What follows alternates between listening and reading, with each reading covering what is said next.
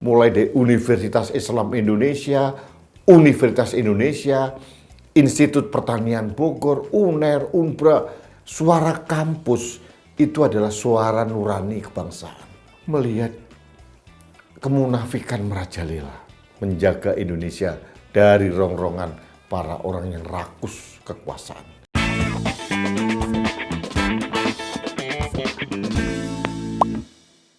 Halo sahabat Main TV, kita bertemu kembali dalam Rudy's Mind. Sahabat Main TV, saya mempunyai video suara atau pernyataan dari Rektor Unika Sugio Pranoto Semarang, Pak Ferdinand. Beliau menceritakan dengan jelas bahwa beliau mengalami peristiwa yang jujur saja saya menyedihkan. Didekati oleh perwira polisi di Semarang dan minta kepada Pak Ferdinand untuk buat pernyataan yang seolah-olah itu pernyataan mendukung pemerintah, pemilu aman. Lalu beliau meminta pernyataan itu, video itu. Kemudian saya mengatakan, mohon maaf Bapak, kami memilih untuk tidak membuat itu. Artinya apa? Ada usaha untuk mengcounter suara-suara dari para guru besar yang sekarang sudah mencapai 47 atau sampai 50 perguruan tinggi negeri dan swasta seluruh Indonesia bersuara mengkritisi presiden, mengkritisi jalannya demokrasi dan lain sebagainya. Saya bersyukur integritas Pak Rektor Sugio Pranoto Semarang ini luar biasa. Dia menolak dengan halus. Karena apa? Ini adalah hak untuk menyatakan sikap. Sahabat Main TV, mungkin perlu saya ingatkan bahwa dalam minggu-minggu terakhir ini seperti cendawan di musim hujan.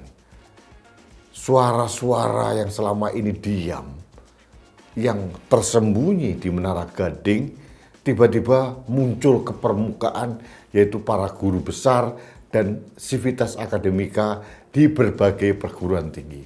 Dimulai dari Jogja, UGM, alma maternya Pak Jokowi, dibacakan oleh Profesor Kuncoro, namanya Petisi Bulak Sumur.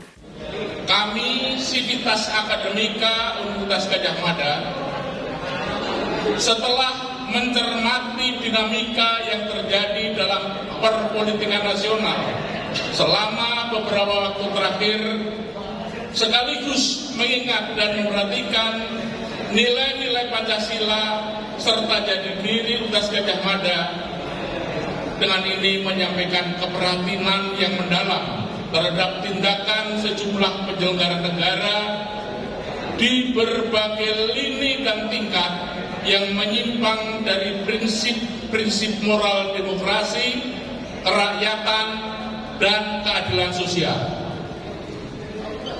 Kami menyesalkan tindakan-tindakan menyimpang yang justru terjadi pada masa pemerintahan Presiden Jokowi yang juga merupakan bagian dari keluarga besar Universitas Gadjah Mada atau UGM. Nah, setelah petisi Bulak Sumur, kemudian seperti ada inspirasi yang menyebar kesadaran moral mulai dari Universitas Islam Indonesia, Universitas Indonesia, Institut Pertanian Bogor, UNER, Unbra, luar biasa. Sampai saya terheran-heran ini. Padahal mereka sama sekali tidak terorkestrasi. Nah, ternyata kenyataannya ada operasi senyap untuk meredam, menetralisir suara-suara dari para guru besar dan sivitas akademika itu. Seperti yang dialami oleh Pak Ferdinand, Rektor dari Unika Sugio Pranoto. Mereka membuat counter-counter. Itu yang buat saya heran. Mengapa pemerintah atau siapapun dialah itu membuat counter seperti itu? Memalukan. Suara kampus itu adalah suara nurani kebangsaan. Suara para guru besar itu menyerap aspirasi rakyat kemudian disuarakan. Dan mereka menyuarakan dengan kasih sayang. Bukan dengan kebencian. Jadi kenapa ada beberapa kelompok yang kebakaran jenggot? Pada kenyataannya memang demokrasi kita bermasalah kok. Demokrasi kita tercederai mulai dari keputusan MK nomor 90, bahkan yang terakhir DKPP memutuskan bahwa ketua KPU dan seluruh komisioner KPU diputuskan melanggar etika berat. Ini kan terbukti ada masalah di negeri ini. Belum lagi perilaku presiden kita kemana-mana, sehari-hari hanya bagi-bagi bansos. Bahkan memerintahkan Menteri Keuangan untuk memblokade 50 triliun sekian dari KL seluruhnya untuk ditambahkan untuk biaya bansos dan BLT. Kita akan mengerti gitu. Ada udang di balik batu. Meskipun Presiden mengatakan, oh saya tidak kampanye. Tapi kan rakyat tidak bodoh. Rakyat bisa melihat. Ada jari 2 keluar dari mobil RI 1. Ada pengkondisian sebelum Presiden datang membagi-bagi bansos. Dan pertanyaannya seperti sering saya katakan, memangnya Presiden tidak ada kerjaan lain ya? Kok selalu bagi-bagi bansos menjelang pemilu, menjelang pilpres? Untuk apa? Bahkan ada bansos di DKI Jakarta, kemasannya yang harusnya merah putih diganti dengan warna biru muda. Aneh gak sih? Memalukan yang terjadi. Nah, keanehan-keanehan dan kemudian ada pencederaan akal sehat ini yang ditangkap oleh para guru besar dari berbagai perguruan tinggi swasta maupun negeri, disuarakan, dan itu tugas mereka, suara nurani kebangsaan. Jadi kenapa harus diredam? Kasihan loh institusi Polri, TNI, yang akhirnya institusi yang kita cintai ini dimanfaatkan oleh kelompok tertentu untuk tadi membuat pernyataan tandingan lah. Dan hasilnya apa? Tidak ada hasilnya, tidak efektif. Rakyat lebih percaya suara para guru besar daripada suara counter-counter yang terkondisikan oleh oknum-oknum tertentu. Rakyat sudah cerdas. Ini bukan era Orde Baru yang semuanya bisa disetel. Rakyat harus seragam menerima apapun yang diberikan oleh penguasa. Tidak. Ini era digital. Era IT. Semua orang sudah menjadi jurnalisme. Netizen sudah jalan di mana-mana. Akal sehat sudah jalan. Nurani kita bersih. Kita melihat kok. Siapa yang jujur, siapa yang tipu-tipu atau sekedar pencitraan.